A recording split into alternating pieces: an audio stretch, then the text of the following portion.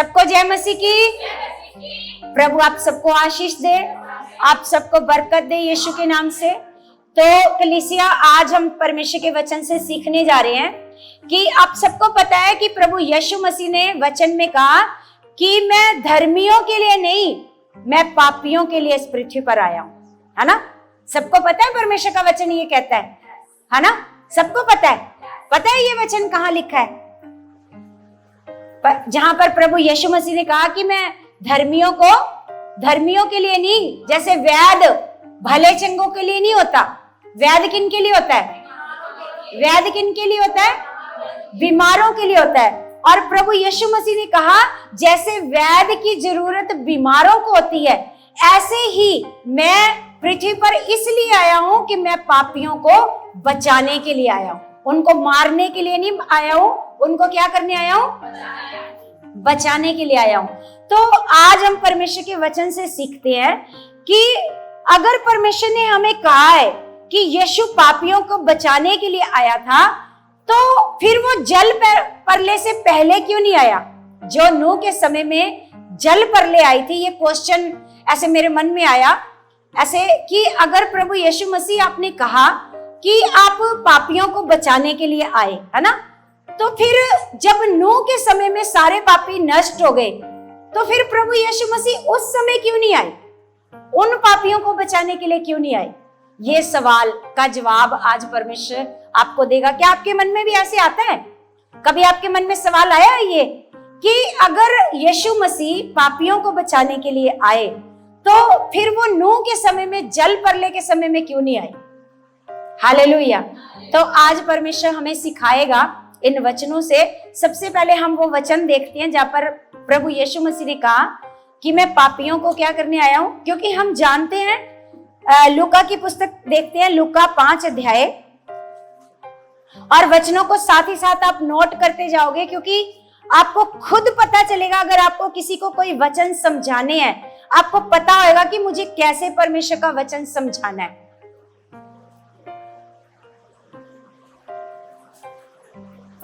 यहां पर लिखा 5:27,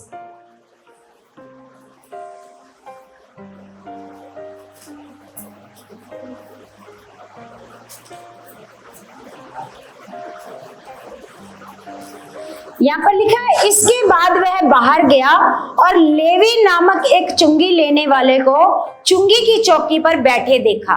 हालेलुया। तो आगे लिखा, और उससे कहा मेरे पीछे हो ले। तब वह सब कुछ छोड़कर उठा और उसके पीछे हो लिया। क्योंकि हमने देखा कि किस प्रकार प्रभु यीशु मसीह ने एक जक्कई का क्या किया था? उद्धार, है ना। जक्कई के बारे में जानते हो आप? सारे जानते हो। जक्कई भी क्या था? चुंगी लेने वाला, है ना। तो जक्कई जब चुंगी लेने वाला था, तो उसने सुना कि प्रभु यीशु मसीह आ रहे हैं, है ना। तो वो देखना चाहता था प्रभु यीशु मसीह को, है ना। तो वो उसने क्या किया? क्योंकि वो छोटा था, हाइट में क्या था? छोटा था, तो वो एक पेड़ पर चढ़ गया। तो प्रभु यीशु मसीह ने क्या देखा? प्रभु यीशु मसीह ने जक्कई का मन देखा। जक्कई का क्या देखा? क्योंकि प्रभु यीशु सबके मन को क्या करते हैं? बोला, जानते हैं ना। तो प्रभु यीशु मसीह ने ऐसे नहीं कि अच्छा ये चुंगी लेने वाला है, ये पेड़ पर चढ़ा है, अच्छा इसको इसलिए देखा, नहीं, उसके मन को देखा। क्या देखा? तो जब उसको देखा तो बोला कि जक्कई जल्दी से नीचे उतरा, क्योंकि आज तेरे घर में क्या आया है? क्या आया है? उद्धार। तेरे घर में क्या आया है? उद्धार आया है। तो वो प्रभु यीशु मसीह को अपने घर लेकर के जाता है और प्रभु को कहता है, प्रभु आज मैं क्या करता हूँ? पश्चाताप करता हूँ, है ना। पश्चाताप करता हूँ, और जो मैंने धोखे से किसी का ले लिया है, वो सब कुछ क्या कर देता हूँ? लौटा देता हूँ, वापस कर देता हूँ। हालेलुया। तो कलीसिया, ऐसे मन वाले लोग प्रभु को क्या है? पसंद है। जो परमेश्वर के पास आते हैं, पापी लोग अपने आप को कहते हैं कि हम पापी हैं, तो प्रभु उनको क्या करता है? क्षमा करता है, उनको बचाता है। आपको पता है, एक जगह प्रभु यीशु मसीह को खाने पर बुलाया किसी फरीसी ने, और उस जगह पर फरीसी के घर पर जब प्रभु यीशु मसीह खाने के लिए बैठे थे, तो वहां पर एक पापन स्त्री आई, व्यभिचार में पड़ी हुई थी। वो पापन थी, व्यभिचारी औरत थी, वैश्या थी। क्या थी वो? वैश्या औरत थी। और इत्र लेकर के आई, है ना, और इत्र ला करके उसने सारा इत्र प्रभु यीशु मसीह के पैरों पर ऐसे डाल दिया। आपको पता है वो पता नहीं उसके कितने सालों की कमाई थी वो, है ना, क्योंकि वो इत्र लगाती थी, है ना, मतलब अपना वैश्य का जो काम करती थी उसके लिए उसको इत्र लगाना होता था। और इत्र क्या था? बहुत महंगा था, है ना। जब उसने प्रभु यीशु मसीह के पैरों पर इत्र डाला और अपने पांव से, है ना, अपने आंसुओं से उसके पैर ऐसे धोए और बालों से क्या किया? ऐसे पोंछा। पहले आंसुओं से क्या किया? धोए, फिर बालों से क्या किया? पोंछा। और जिसके घर यीशु मसीह खाने पर गए थे वो ऐसे कुड़कुड़ाने लगा मन मन में। क्या करने लगा? कि प्रभु को पता नहीं है कितनी गंदी औरत है और प्रभु को क्या कर रही है? छू रही है ना। और वहीं पर एक चेले ने क्या कहा? एक चेले ने कहा कि इतना महंगा इत्र खामखा में बर्बाद कर दिया। क्या बोला उसने? एक चेले ने क्या बोला कि खामखा इतना महंगा इत्र क्या कर दिया? बर्बाद कर दिया। इसको बेचकर हम कई कंगालों को खाना खिला सकते थे, है ना। लेकिन प्रभु ने कहा कि कंगाल तो तुम्हारे साथ सदा रहेंगे, लेकिन मैं तो तुम्हारे साथ सदा। आपको पता है ये औरत कौन थी? ये वही मरियम थी जो यीशु की कब्र पर इत्र लेकर के गई जब तक यीशु मसीह क्या उठे? जी उठे थे। तो पहले से ही उसने यीशु को क्या कर दिया था? इत्र लगा दिया था। हालेलुया।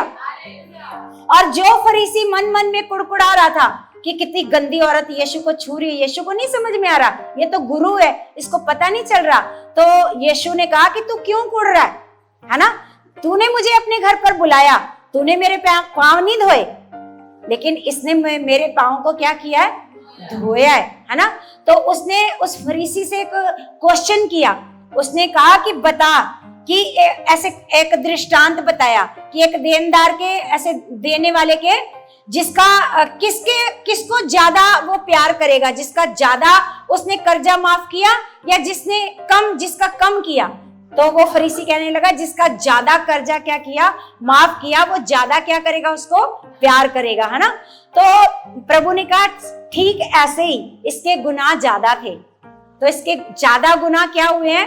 माफ हुए हैं। तो ये प्यार भी क्या कर रही है? ज्यादा कर रही है। हालेलुया। तो इसलिए प्रभु ने हमें बताया, यहाँ पर हम देखते हैं लूका 5:27 में लिखा है, इसके बाद वह बाहर गया और लेवी नामक चुंगी लेने वाले को चुंगी की चौकी पर बैठे देखा और उससे कहा मेरे पीछे हो ले। तब वह सब कुछ छोड़कर उठा और उसके पीछे हो लिया। उसके पीछे तब लेवी ने अपने घर में उसके लिए एक बड़ा भोज दिया और चुंगी लेने वालों की और अन्य लोगों की जो उसके साथ भोजन करने बैठे थे एक बड़ी भीड़ थी। इस पर फरीसी और उनके शास्त्री उसके चेलों से यह कहकर कुड़कुड़ाने लगे, तुम चुंगी लेने वालों और पापियों के साथ क्यों खाते पीते हो? क्या करने लगे? फरीसी क्या करने लगे? क्योंकि फरीसी उनके साथ नहीं बैठते थे। फरीसी चुंगी लेने वालों के साथ, पापियों के साथ, वैश्याओं के साथ वो बिल्कुल नहीं बैठते थे, है ना। तो यहाँ पर फरीसियों ने पूछा यीशु मसीह के चेलों से कि तुम चुंगी लेने वालों के साथ क्यों खाते पीते हो, है ना। यीशु ने उनको उत्तर दिया, वैद्य भले चंगों के लिए नहीं परंतु बीमारों के लिए आवश्यक है। मैं धर्मियों को नहीं परंतु पापियों को मन फिराने के लिए बुलाने आया हूं। पापियों को मन फिराने के लिए। तो प्रभु यीशु मसीह किन के लिए आए इस पृथ्वी पर? किन के लिए आए? तो जो जल प्रलय में ऐसे मारे गए, क्योंकि जल प्रलय क्यों आया था? पाप के कारण। जल प्रलय क्यों आया था? क्योंकि पृथ्वी पर बहुत पाप बढ़ गया था। इतना पाप बढ़ गया था, तो उस समय प्रभु यीशु मसीह क्यों नहीं आए उन पापियों को बचाने के लिए, है ना। आपसे भी कोई क्वेश्चन कर सकता है, अगर ये ऐसा सवाल हमारे मन में आता है तो आपको भी कोई पूछ सकता है ना कि वो जो जल प्रलय आया था तो उस समय क्यों नहीं आए प्रभु यीशु मसीह? हालेलुया। तो ये जो सवाल है बहुत सबके मनों में आता होगा, है ना, कि इतना अगर परमेश्वर जगत से प्यार करते हैं, इतना प्यार करते हैं परमेश्वर जगत से, तो प्रभु यीशु मसीह को उस समय क्यों नहीं भेजा, है ना। तो इसलिए परमेश्वर का वचन हमें बताता है कि अगर उस समय प्रभु यीशु मसीह आ जाते तो पूरा जगत बचाया जाता। वो सारे पापी भी क्या हो जाते, वो सारे पापी क्या हो जाते, बचाए जाते, है ना।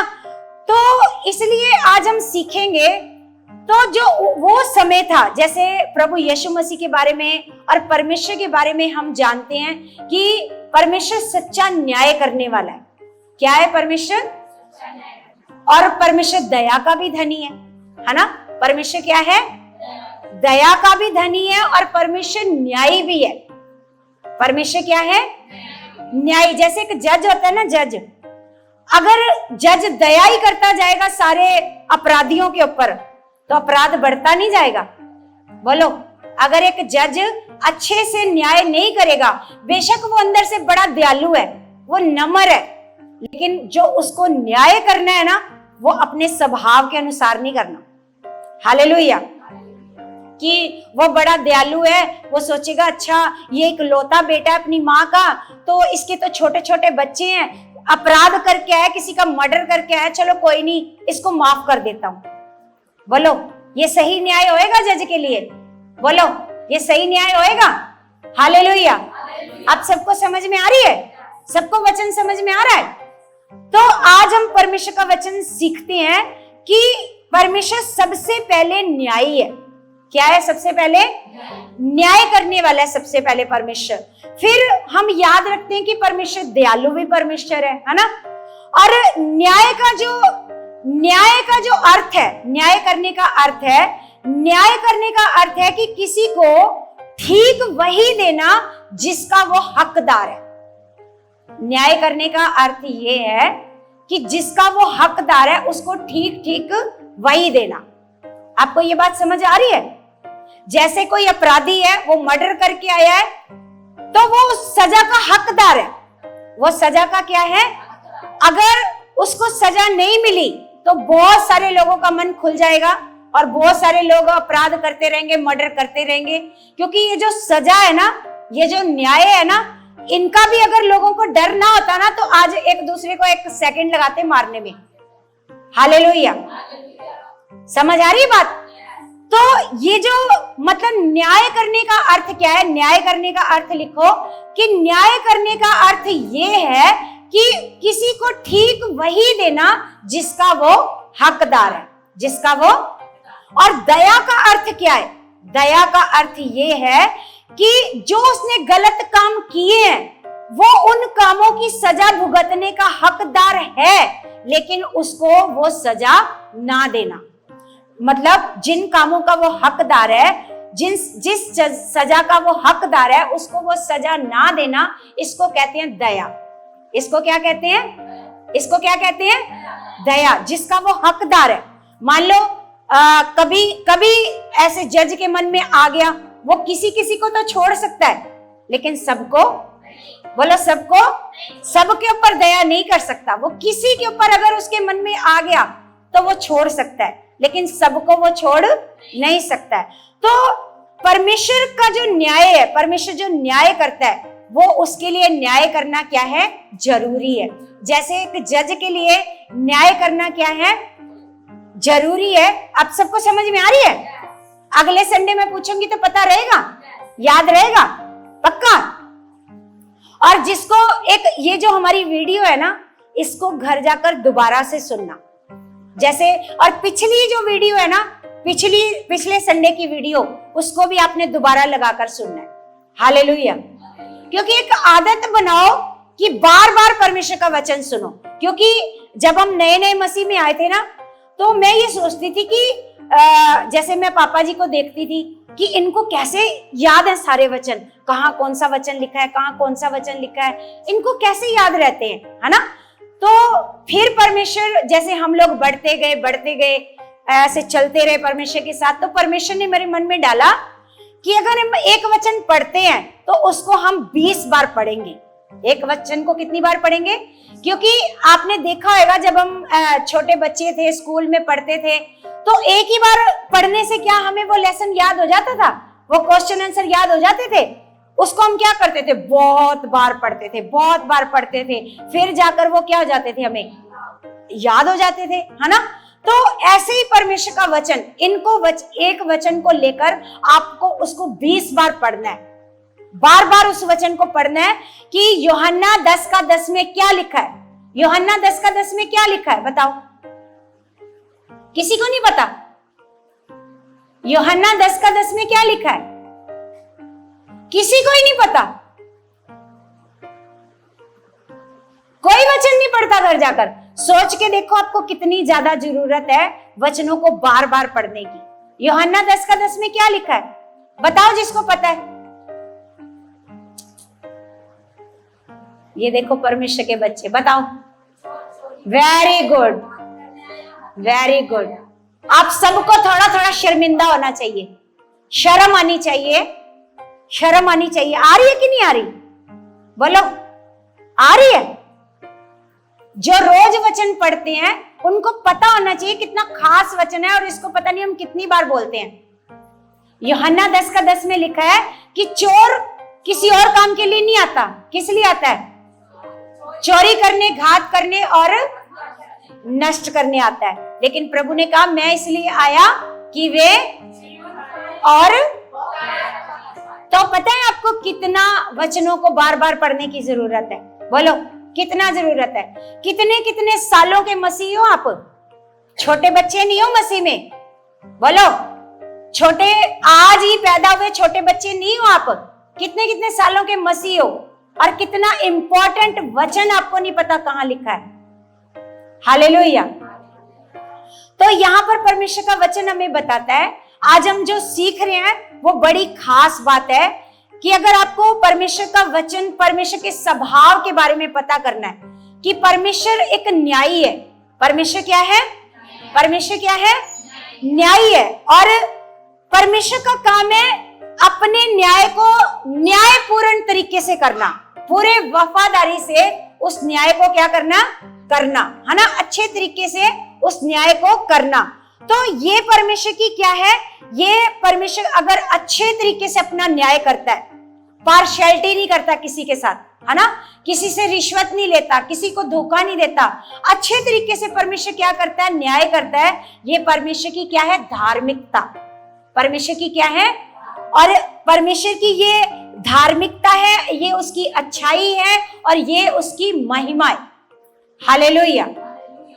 और परमेश्वर की दया, परमेश्वर दया भी दिखाना चाहता है। क्या करना चाहता है? परमेश्वर ऐसा नहीं है कि उसके मन में दया नहीं है, परमेश्वर के मन में क्या है? परमेश्वर के मन में दया है, वो दयालु परमेश्वर है, वो दया भी दिखाना चाहता है। जो इतने सारे नूह के समय पर पापी लोग मर गए, क्या परमेश्वर के मन में दया नहीं आई? बोलो, परमेश्वर दयालु परमेश्वर है, लेकिन एक सच्चा न्याय भी है ना। तो दया में और न्याय में क्या है, दोनों में क्या है, अंतर है। दया में और न्याय में क्या है? और दया ऐसा नहीं है कि हम उसके ऊपर थोपे परमेश्वर के ऊपर कि परमेश्वर आपको दया करनी ही करनी है। ये थोपना, हम परमेश्वर के ऊपर थोप नहीं सकते दया को। Hallelujah, hallelujah. तो इसलिए कलीसिया आज हम सीखते हैं परमेश्वर के वचन से कि परमेश्वर जिनके ऊपर दया करना चाहता है उनके ऊपर परमेश्वर का वचन कहता है मैं दया करूंगा। जिन पर मैं दया करना चाहता हूं उनके ऊपर मैं दया करूंगा। तो जैसे हम परमेश्वर का वचन पढ़ते हैं, रोमियो की पुस्तक, रोमियो 9 का पढ़ेंगे।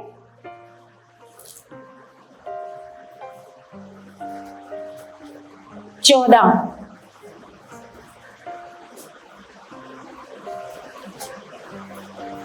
अब हम यहां से परमेश्वर का वचन पढ़ रहे हैं। यहां लिखा है, इसलिए हम क्या कहें, क्या परमेश्वर के यहां अन्याय है? बोलो, परमेश्वर के यहां अन्याय है? परमेश्वर अन्यायी परमेश्वर है? बोलो सारे, बोलो सारे, बताओ। तो यहां पर लिखा है, इसलिए हम क्या कहें, क्या परमेश्वर की यहां अन्याय है?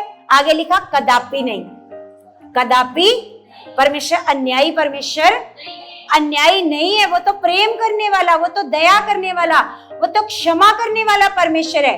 तो लेकिन वो साथ ही साथ क्या है, न्यायी भी है, न्याय करने वाला भी है। तो यहाँ पर लिखा है, क्योंकि वह मूसा से कहता है, मैं जिस किसी पर दया करना चाहूं उस पर दया करूंगा, जिस पर दया करना चाहूं उस पर दया करूंगा, और जिस किसी पर कृपा करना चाहूं उसी पर कृपा करूंगा। ये परमेश्वर का वचन हमें सिखाता है। परमेश्वर कहता है, मैं जिस पर, परमेश्वर को हम थोप नहीं सकते। परमेश्वर नहीं, मेरे ऊपर, मैं तो बड़ा पापी हूँ, गुनाहगार हूँ, मैंने तो बहुत पाप किए हैं, आप मेरे ऊपर दया करो ही करो। थोप सकते हैं? बोलो, परमेश्वर के ऊपर थोप सकते हैं? नहीं, परमेश्वर आपको करनी पड़ेगी मेरे ऊपर दया। बोलो, नहीं। परमेश्वर कहता है, जिस पर मैं दया करना चाहूं उस पर मैं क्या करूंगा, और जिस पर मैं कृपा, क्या लिखा है वहां पर, कृपा करना चाहूं उसी पर कृपा करूंगा। तो एक वचन हम और पढ़ते हैं, निर्गमन की पुस्तक,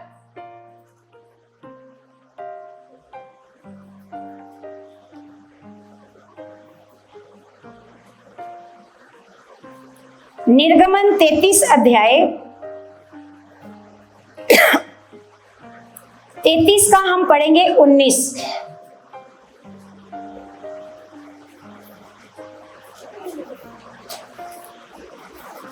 यहाँ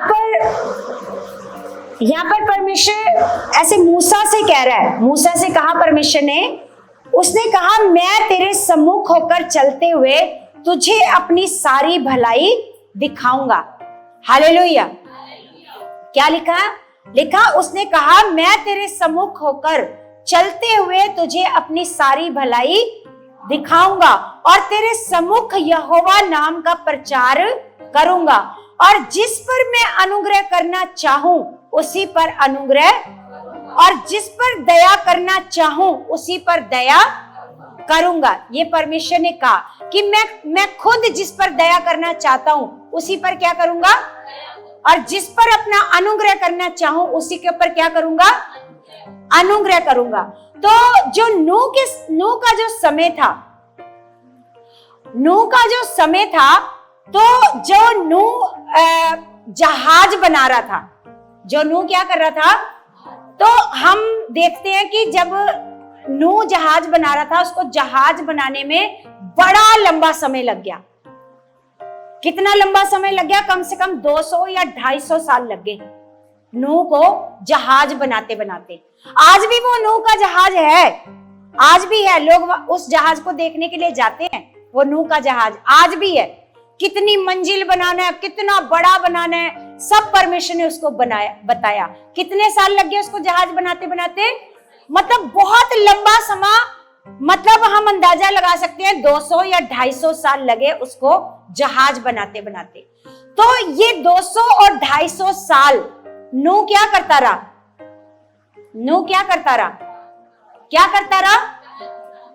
जहाज ही नहीं बनाता रहा, सारे कह रहे जहाज बनाता रहा। क्या करता रहा? आप सारे खुश हो? हालेलुया बोलो, और ऊंची आवाज में बोलो, और ऊंची आवाज में बोलो। तो यहाँ पर परमेश्वर का वचन कह रहा है, हमें बताता है कि जो नूह का समय था, जो लोग नूह के समय में जल प्रलय में मर गए, तो ये हम लोगों को सीखने की बात है। ये बहुत इंपॉर्टेंट बात है कि उन लोगों के पास पश्चाताप करने का अवसर था। उन लोगों के पास, सारे सबको समझ में आ रहे हैं कि उन लोगों के पास पश्चाताप करने का क्या था? अवसर था। नूह उनको बता रहा था कि अभी भी पाप से क्या आ जाओ, बाहर आ जाओ, अभी भी पश्चाताप कर लो, जल प्रलय आने वाला है, जल प्रलय आने वाला है। जितने पापी होंगे, जिन्होंने पश्चाताप नहीं किया होगा, वो जल प्रलय में डूब के मर जाएंगे। वो बताता जा रहा था, वो खाली जहाज नहीं बना रहा था 200-250 साल। क्या कर रहा था वो? 250 साल प्रचार किया नूह ने। कितने साल किया? कितने साल किया? सोच के देखो, 250 साल तक एक बंदा एक बात बताए जा रहा है, लेकिन वो ध्यान नहीं दे रहे। वो पश्चाताप नहीं कर रहे, वो क्या है, अपने ही पापों में डूबे पड़े हैं, अपने पापों में डूबे हैं, वो पाप करे जा रहे हैं, बुराई करे जा रहे हैं। हालेलुया। तो 250 साल तक वो नूह क्या बता रहा था उनको कि अभी भी अपना मन क्या कर लो, अभी भी अपना मन क्या कर लो, पापों से क्या जाओ। जैसे आज के समय में भी बहुत सारे खुदा के दास, खुदा की दासियां लोगों को क्या कहते हैं, मन फिराने को कहते हैं ना। जैसे आप लोग भी हो, आप भी बहुत सारे लोग हो, है ना। आप लोगों को कितनी बार सिखाया जाता है कि परमेश्वर की हजूरी में किस तरीके से आना है, कैसे आना है। 5 बजे की ट्रेन आप पकड़ सकते हो, 5 बजे वाली ट्रेन आप पकड़ सकते हो, क्योंकि वहां पर आपने टिकट ली है ना। आपको पता है अगर मैं 5 बजे स्टेशन पर नहीं पहुंची तो मेरी ट्रेन क्या हो जाएगी, छूट जाएगी। आप वहां पर टाइम पर पहुंचते हो, लेकिन परमेश्वर को वैसा आदर नहीं देते जैसा परमेश्वर को आदर हमें, बोलो बोलो, देना चाहिए। तो बोलो देना चाहिए। यहां पर आपको कैसे मन से आना चाहिए, तो ये भी आपको बार बार जब सिखाया जाता है, लेकिन आप अभी भी अपनी इन बुरी आदतों से अपना मन नहीं फिराते। आप अभी भी परमेश्वर को क्या समझते हो, नॉर्मल, कोई बात नहीं, लेट चले जाएंगे तो क्या हो गया, आप सोचते हो क्या हो गया, है ना। तो ऐसे ही ये लोग भी क्या थे, हठीले, है ना। नूह के समय में जिनको वो प्रचार कर रहा था, ये लोग भी ऐसे मन वाले ही थे। वो बात नूह की बात को ऐसे नहीं मान रहे थे, नहीं सुन रहे थे। नूह उनको रोज बताता था। नूह उनके पास बचने का मौका था, बोलो, वो बच सकते थे। अगर परमेश्वर नूह को और उसके परिवार को बचा सकता था, तो वो जहाज छोटा जहाज नहीं था, सारे लोग आकर उसमें सवार हो सकते थे, सारे लोग बचाए जा सकते थे। जो पश्चाताप करते, अपने मन को फिराते, वो सारे बचाए जा सकते थे। हालेलुया।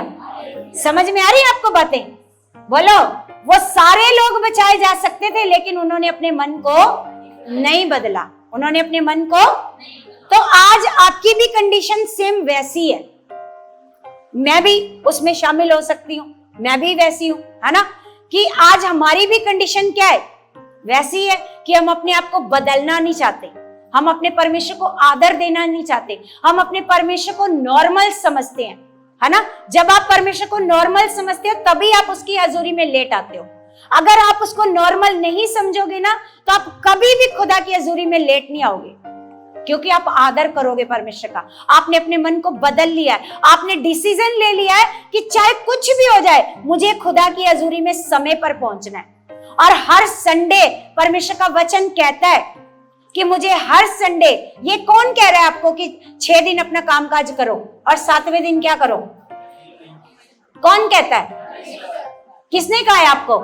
अगर आप परमेश्वर की बात नहीं मानते हो, तो इसका मतलब साफ है कि आप परमेश्वर को क्या समझते हो, नॉर्मल समझते हो।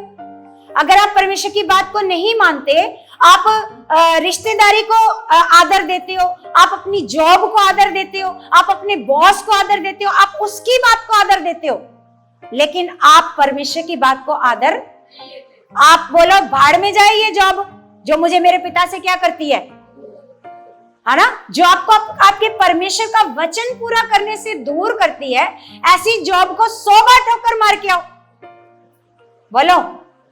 क्योंकि परमेश्वर का वचन कहता है, पर प्रभु यीशु मसीह ने कहा कि जो मेरे लिए अपने प्राणों को क्या करेगा, खो देगा, वो उसे क्या करेगा। सोच के देखो, यहाँ तो प्राण खोने को कह रहा है प्रभु यीशु मसीह। प्रभु यीशु मसीह के चेले कहते हैं, प्रभु मैं अपने पिता को क्या करके आता हूं, गाड़ के आता हूं, है ना।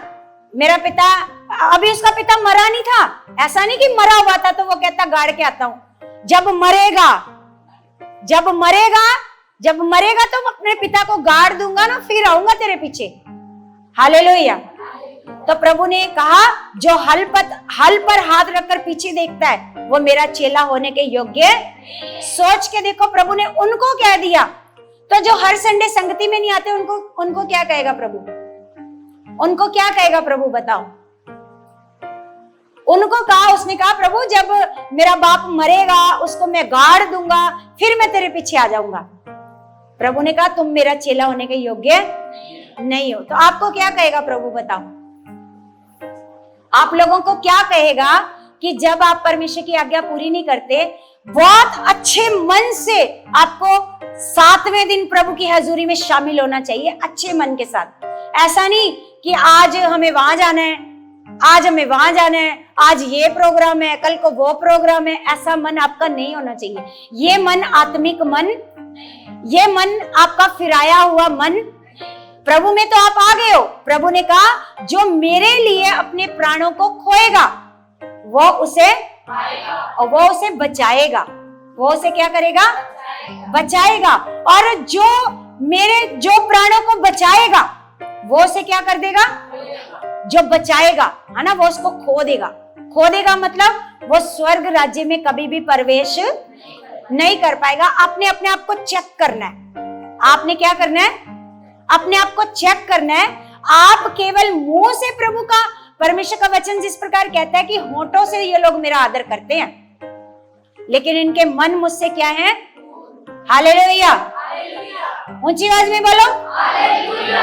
आप केवल होठों से परमेश्वर का आदर करने वाला बनना चाहते हो, बोलो बोलो, केवल होठों से नहीं, आपके मन से आदर होना चाहिए। परमेश्वर का वचन कहता है इनके मन मुझसे क्या है, मन क्या है, ये मन दूर ही है। आपको दूर लगता है ये चर्च, आपका मन दूर है, चर्च दूर नहीं है, चर्च दूर नहीं है। हमने देखा अमृतसर में लोग 250-300 किलोमीटर चलकर प्रभु के भवन में आते हैं। हालेलुया। तो आप तो इतने किलोमीटर से नहीं आते, ज्यादा से ज्यादा कोई 50 या 60 या 70 किलोमीटर इतना ही होएगा, ज्यादा तो नहीं होएगा, है ना। लेकिन यहाँ पर जो दिल्ली में फैसिलिटी है वो तो कहीं और है भी नहीं। कोई ट्रैफिक नहीं मिलना, मेट्रो ने सीधा सीधा दौड़ते चले आना है।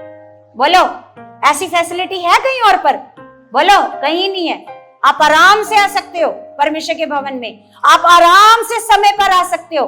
किसी के लिए कोई बहाना नहीं है कि हम आ नहीं सकते, हम पहुंच ही नहीं सकते समय पर। आप आ सकते हो, सबसे पहली मेट्रो पकड़कर आप सबसे पहले आ सकते हो यहाँ पर। बोलो बोलो, आ सकते हो कि नहीं, बोलो। लेकिन आना नहीं है, आना नहीं है, क्योंकि होठों से तो प्रभु प्रभु करते हैं, और मन क्या है, मन क्या है, बोलो। मन अभी तक आपका फिराया हुआ नहीं है। परमेश्वर का वचन कहता है अपना मन फिराओ और मेरे पास परमेश्वर सबसे पहले आपके जीवन से चाहता है कि आप अपने मन को क्या करो, अपने मन को क्या करो। समझ आ रही है सारी बातें, या यहां से जा रही हैं, या इधर से सुन रहे हो, इधर से सारी क्या हो रही है, जा रही है बाहर, बोलो जा रही है?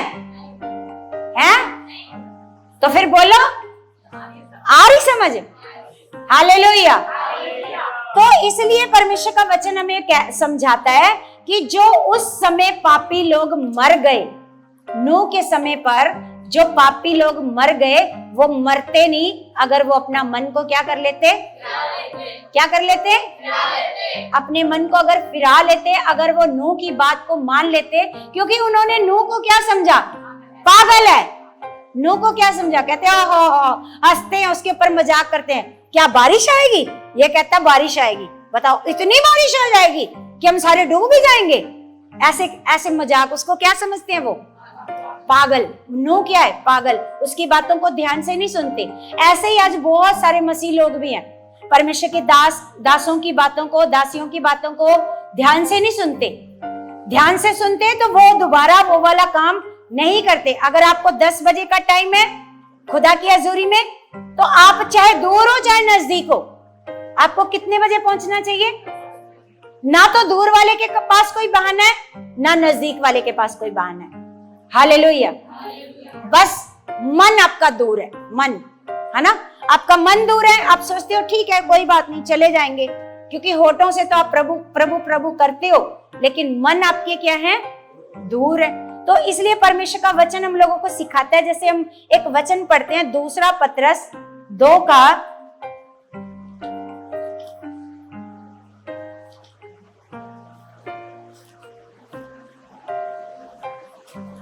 2 2 का हम पढ़ते हैं 25।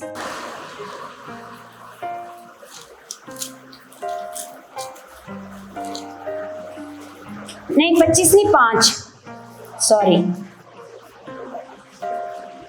5। यहां पर लिखा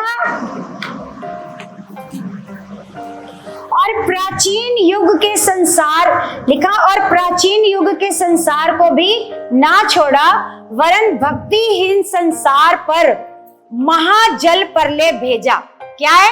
भक्तिहीन संसार। क्या है? किन के ऊपर जल प्रलय भेजा?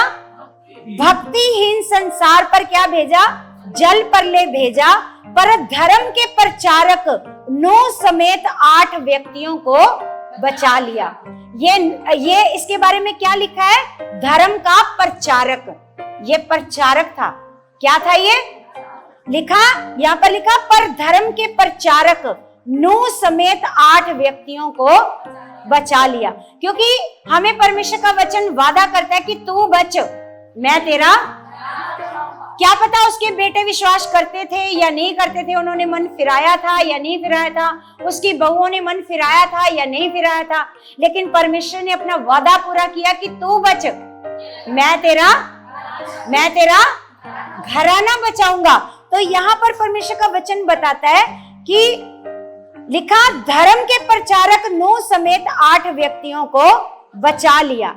यहाँ पर परमेश्वर ने हमें बताया कि जब नूह ने जहाज बनाया जिसमें इतना लंबा समय लगा, है ना, तो उस समय नूह क्या कर रहा था? धर्म का प्रचार। परमेश्वर का क्या कर रहा था वो? परमेश्वर के लोगों को मन फिराने का क्या कर रहा था वो? कि अपने मन को क्या कर लो आप? फिराओ। और परमेश्वर वो बता रहा था कि आप लोगों के पास अवसर है, जब जल प्रलय आएगा तो आप इस जल प्रलय से क्या हो जाओगे? बच जाओगे, है ना। तो हमें भी क्या करना है? तो उन लोगों ने क्या किया? उन्होंने नूह के प्रस्ताव को स्वीकार, उसके जो भी वो वचन बता रहा था, जो भी वो बातें बता रहा था, उन बातों को उन लोगों ने स्वीकार ग्रहण नहीं किया। हालेलुया। उन्होंने क्या किया? इन सारी बातों का क्या कर दिया? इनकार। क्या कर दिया? इन सारी बातों का इनकार कर दिया, है ना। जब इनकार कर दिया, उसकी बातों को नहीं सुना, तो सच में जो नूह बताता जा रहा था वो एक दिन हो गया। तो इसलिए कलीसिया, जो आपको वचन मानने के लिए परमेश्वर कहता है, क्योंकि यहाँ पर बैठने की हमारी औकात नहीं है, यहाँ पर बैठकर आपको वचन सिखाने की हमारी कोई भी औकात नहीं है, हम कुछ भी नहीं है। ये परमेश्वर है जो हमारे मुंह से क्या करता है?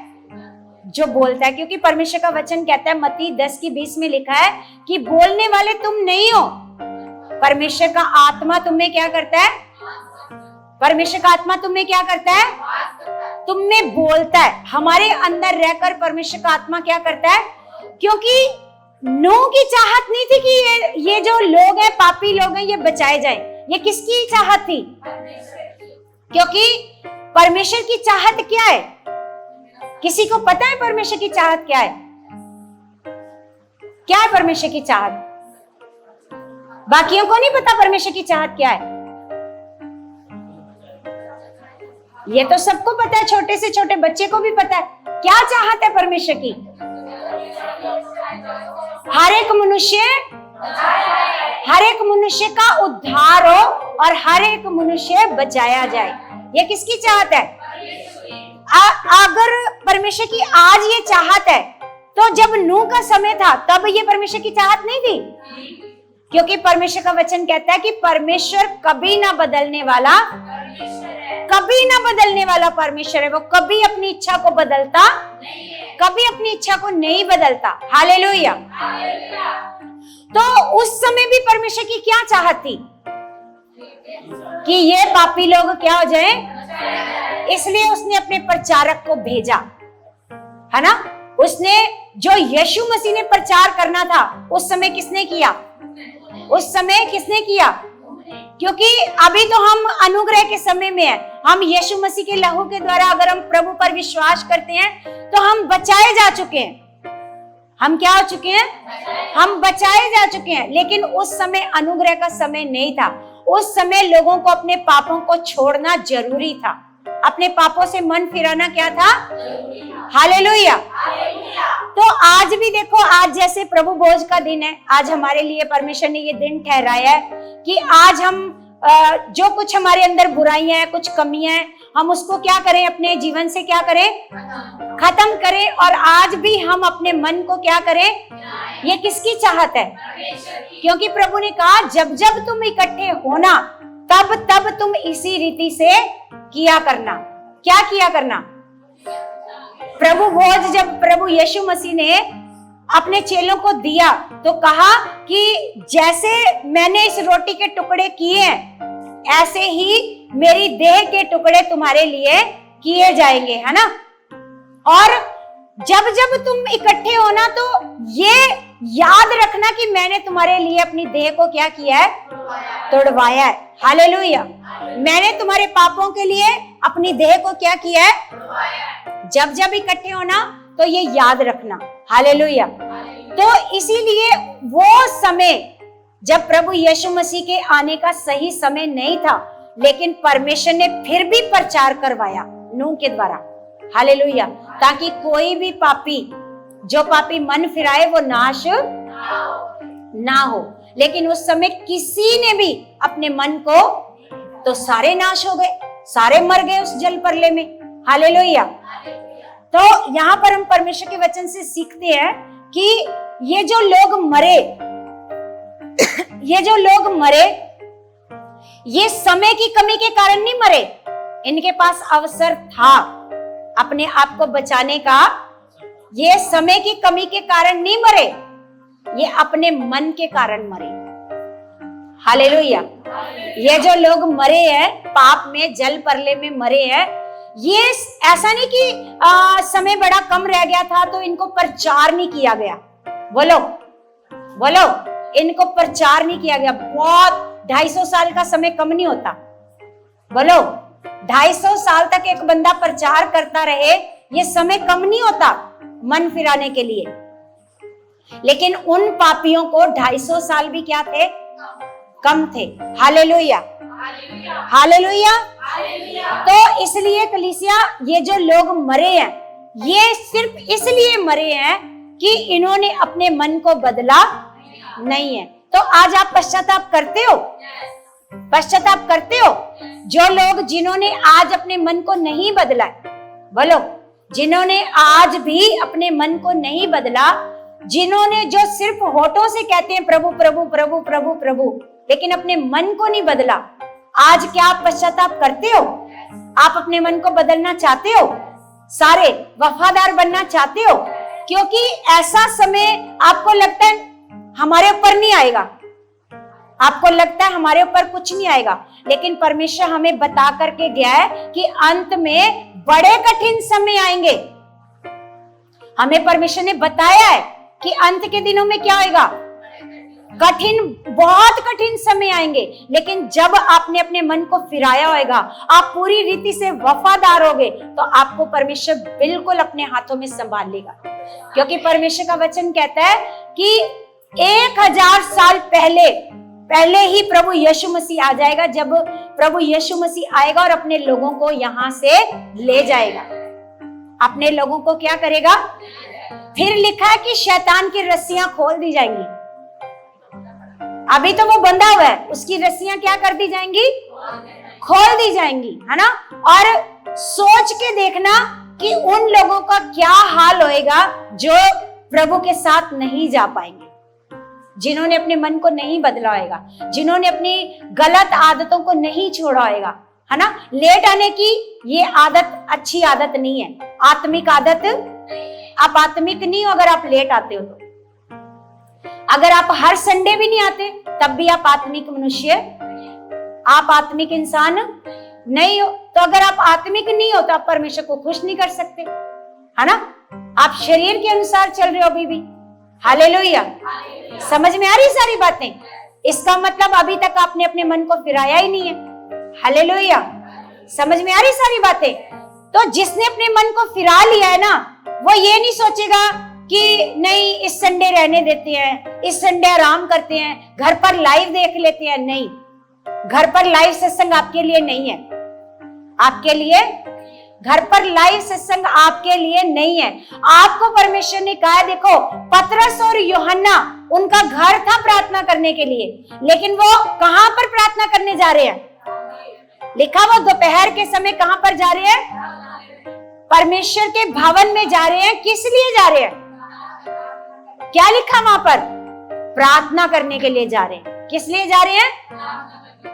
क्या उनका घर नहीं था? वो सोचते चलो आज रहने देते हैं, भवन में क्या जाना है, क्या इतना चल के जाना है ना, आज हम घर पर ही क्या कर लेते हैं, घर पर ही प्रार्थना कर लेते हैं। लेकिन उन्होंने क्या किया? वो परमेश्वर के भवन में आए प्रार्थना करने के लिए। जब वो भवन में आए तो परमेश्वर ने क्या किया? उनके द्वारा एक जन्म का लंगड़ा चला दिया। Hallelujah, hallelujah. तो इसलिए कलीसिया आपने ये नहीं सोचना कि चलो रहने देते हैं, लाइव सत्संग देख लेते हैं। नहीं, सब चीजों से बढ़कर आपके लिए क्या होना चाहिए?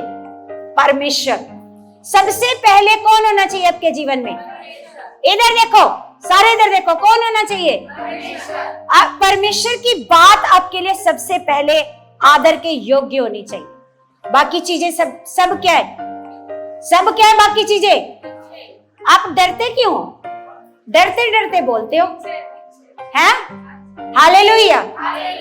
इसका मतलब आप रखना नहीं चाहते परमेश्वर के पीछे सारी चीजें, बोलो, इसलिए आप बोलना नहीं चाहते, है ना?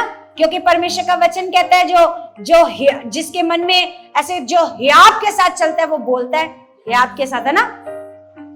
तो इसलिए परमेश्वर का वचन हम लोगों को सिखाता है कि ये जो लोग मारे गए हैं, ये ना तो इनको परमेश्वर ने मारा अपनी मर्जी से, है ना, ये खुद अपने कारण मारे गए। हालेलुया। उस समय अगर प्रभु यीशु मसीह नहीं आए पापियों को बचाने के लिए, तो परमेश्वर तो थे पापियों को बचाने के लिए। अगर वो अपना मन फिराते, आपने देखा जब नीनवे में, है ना, नीनवे नगर किस प्रकार, उस समय तो प्रभु यीशु मसीह नहीं थे, उस नगर ने कैसे अपना मन फिराया और क्या किया? आप सबको याद है क्या हुआ था वहां पर? क्या किया था उन्होंने? क्या ऐसे ही हो यहाँ पर, ऐसे बैठे हो, आपको कुछ नहीं पता? पता है नीनवे नगर कैसे बचाया गया? परमेश्वर ने कहा कि जा नीनवे नगर में। किसको बोला? किसको बोला? योना को बोला कि जा नीनवे नगर में, जाकर क्या कर? प्रचार कर, इनको बोल अपने मन को क्या कर ले। लेकिन वहां के लोग अच्छे लोग थे। उन्होंने क्या किया? उन्होंने क्या किया? सबने अपने टाट ओढ़कर उन्होंने पश्चाताप किया और उन्होंने खाना पीना छोड़कर उपवास करने लगे और उन्होंने तुरंत परमेश्वर की बात को क्या कर लिया? उन्होंने तुरंत परमेश्वर की बात को माना, उन्होंने पश्चाताप किया, अपने मन को फिराया और वो सारे पापी, सारा नगर क्या हो गया? वो सारा नगर बचाया गया। उस समय तो प्रभु यीशु मसीह नहीं आए थे पापियों को बचाने के लिए। बोलो, समझ में आ रही बात? समझ में आ रही है? अगर हमारे मन में कोई डाउट आता है, कोई सवाल आता है, तो परमेश्वर उसका आंसर भी हमें देता है। परमेश्वर ने बताया कि ये पापी किस लिए नाश हुए थे? ये पापी इसलिए नाश हुए क्योंकि इन्होंने अपने मन को नहीं फिराया। 250 साल तक नहीं फिराया। तो आप भी देखो कितने सालों से आते हो, कितने सालों से आते हो। आपने बदला अपने मन को? आपने परमेश्वर को आदर दिया? परमेश्वर को पहला स्थान दिया? बोलो, आप बताओ, बोलो, आपने परमेश्वर को वो आदर दिया जिस आदर के योग्य परमेश्वर? हमें चेक करना है। जिन्होंने दिया उनको भी परमेश्वर जानता है, क्योंकि परमेश्वर मनों को जांचने वाला, वो सबके मन जानता है। कौन परमेश्वर को नॉर्मल समझता है, कौन केवल होठों से परमेश्वर का आदर करता है और कौन सच में दिल से परमेश्वर का आदर करता है, सबको परमेश्वर जानता है। कौन कहता है चलो कोई नहीं, चले जाएंगे, थोड़ा सा और सो लूं, है ना, आराम कर लूं, रात को पूरी रात नींद नहीं आई मेरे को, मैं थोड़ा सा सोऊंगा, बेशक मैं परमेश्वर के भवन में क्या कर लूं, लेट चला जाऊं। हालेलुया। बोलो ऐसा मन है? नहीं। परमेश्वर आपको बहुत आगे बढ़ा चुका है यीशु के नाम से। तो ये जो आज हम सीख रहे हैं परमेश्वर का वचन, कि हमें परमेश्वर ने ये क्यों बताया, ये नूह के समय में ये जो पापी मर गए, क्यों परमेश्वर ने इनका जिक्र किया कि ये लोग पापी जल प्रलय में मर गए, क्यों इनका नए नियम तक, ये जो पतरस की किताब है, ये यहाँ पर मरे हैं, यहाँ पर है ना, यहाँ पर जल प्रलय में है ना। तो इतने सालों बाद, ये देखो इतनी बाइबल लिखने में कितने साल लगे होंगे, इतने सालों बाद भी इन लोगों का जिक्र करना परमेश्वर ने क्यों जरूरी समझा? पता है किसी को? पता है किसी को क्यों परमेश्वर ने इतने सालों बाद, परमेश्वर ने सैकड़ों सालों बाद, सैकड़ों साल निकल गए होंगे, हजारों निकल गए होंगे, यहां तक परमेश्वर ने फिर पतरस ने जिक्र किया। क्या जिक्र किया? यहां पर लिखा कि और प्राचीन युग के संसार को भी ना छोड़ा, वरन भक्तिहीन संसार पर महाजल प्रलय भेजा, पर धर्म के प्रचारक नूह समेत 8 व्यक्तियों को बचा लिया। ये जल प्रलय का जिक्र इतने सालों बाद क्यों पतरस ने किया? किसी को पता हो तो बताओ। ताकि हम इन लोगों की तरह ना बने, इन लोगों की तरह ना बने। इन्होंने तो अपना मन नहीं फिराया, लेकिन हम अपने मन को क्या करें? फिराए। हम इनके जैसे ना बने, जैसी चाल इन्होंने चली हम ना चले। हम क्या करें? हम अपने मन को क्या कर लें? फिरा लें, अपने मन को बदल लें। हम डिसीजन लें कि हमें खुदा को पहला आदर, हमने परमेश्वर की बात को पहला आदर। Hallelujah, hallelujah. तो कलीसिया, सच में हमें परमेश्वर का वचन ये सिखा रहा है। आज क्या सीखा है आपने? आज क्या सीखा परमेश्वर के वचनों से?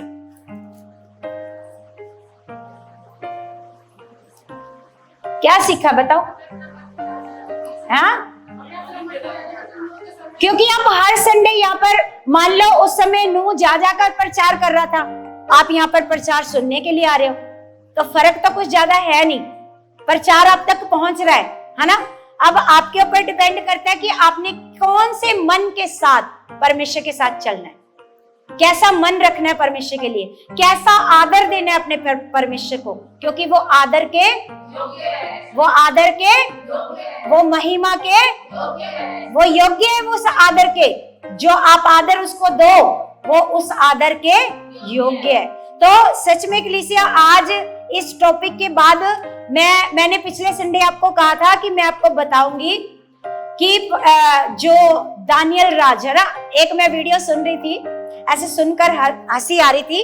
वो परमेश्वर के दास है, उनको परमेश्वर बुद्धि दे, समझ दे। और वो कह रहे थे कि आज सारे जितने परमेश्वर के दास हैं, सबके दिमाग पर दानियल राज छाया हुआ है ना। दानियल राज, उसका कहता है दानियल का क्या आ चुका है? राज आ चुका है, ऐसे कह रहा है। सारे सेवक दानियल की बात करे जा रहे हैं, वाह मैं तो बड़ा फेमस हो गया, ऐसे वो अपनी वीडियो में बात कर रहा है ना। तो सच में जैसे हम लोग पढ़ते हैं कुरिन्थियों की पुस्तक में 14 अध्याय, जैसे उन्होंने कहा कि आप देखो, जैसे उन्होंने कहा कि जो अन्य भाषा है, आज हम दूसरा टॉपिक शुरू कर रहे हैं इसमें, जो अन्य भाषा है, उन्होंने कहा ये बकवास है।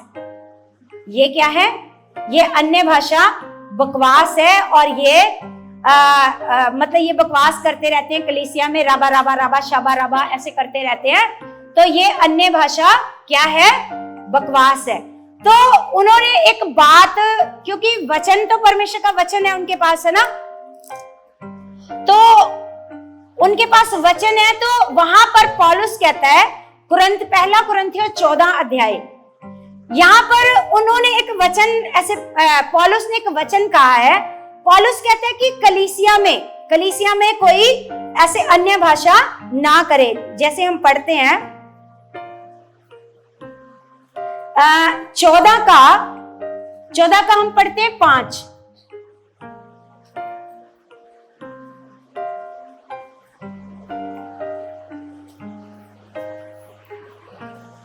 उन्होंने एक बात कही कि अगर आप अन्य भाषा करते हो, अगर आप अन्य भाषा करते हो तो आप उसका अनुवाद भी करो।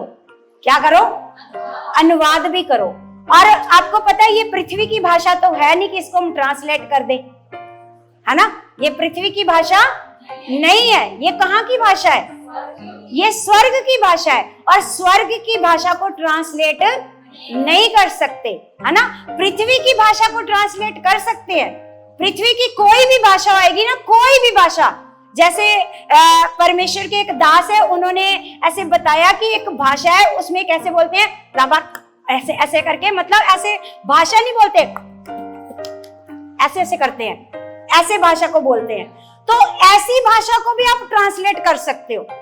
जितनी भी पृथ्वी की भाषाएं हैं उन भाषाओं को आप ट्रांसलेट कर सकते हो, लेकिन स्वर्ग की भाषा को आप ट्रांसलेट, क्योंकि जो उन्होंने ऐसी भाषा बोली ना, कहाँ की भाषा बता रहे थे? कजाक की, कजाक देश है, वहां की भाषा बता रहे थे। और एक उन्होंने बताया कि अफ्रीका में एक भाषा है, अफ्रीका की भाषा, तो वो ऐसे करके बोलते हैं, ऐसे करके बोलते हैं। तो सोच के देखो, जिसमें कोई शब्द नहीं है, पृथ्वी में अगर बोली जाती है तो उसको ट्रांसलेट कर सकते हैं। हालेलुया। लेकिन यहां पर परमेश्वर का वचन बताता है, जैसे हम 14:2 पढ़ते हैं, तो यहां पर लिखा है, क्योंकि जो अन्य भाषा में बातें करता है वह मनुष्यों से नहीं परंतु परमेश्वर से बातें करता है। किससे बातें करता है? क्योंकि जो अन्य भाषा में बातें करता है वो मनुष्यों से नहीं परंतु परमेश्वर से बातें करता है, इसलिए कि उसकी बातें कोई नहीं समझता। उसकी बातें, यहाँ पर साफ लिखा है कि ये बातें कोई नहीं समझता। जब कोई समझता ही नहीं है इस बात को, इस भाषा को, तो कोई ट्रांसलेट कैसे कर सकता है? बोलो, जब कोई इस भाषा को समझता ही नहीं है तो इस भाषा को कोई ट्रांसलेट कैसे कर सकता है? बोलो, जैसे मान लो वहां के, मान लो अफ्रीका की भाषा है ये वाली जो मैंने अभी बोल के दिखाई, तो वहां के लोग उसको समझते हैं, तो वहां के लोग उसको ट्रांसलेट कर सकते हैं। लेकिन यहाँ पर परमेश्वर का वचन बता रहा है, क्योंकि ये पृथ्वी की भाषा है ही नहीं, ये कहाँ की भाषा है? ये स्वर्ग की भाषा है, और ये आत्मा के द्वारा हमें मिली है। कैसे मिली है? परमेश्वर के आत्मा के द्वारा हमें मिली है। परमेश्वर के आत्मा में ये अन्य भाषा का वरदान है। अन्य भाषा का क्या है? ये वरदान है जो परमेश्वर ने पवित्र आत्मा के साथ हमें दिया है। तो यहाँ पर परमेश्वर का वचन बताता है, आगे लिखा है, इसलिए कि उसकी बातें कोई नहीं समझता, क्योंकि वह भेद की बातें आत्मा में होकर बोलता है। कैसे बोलता है?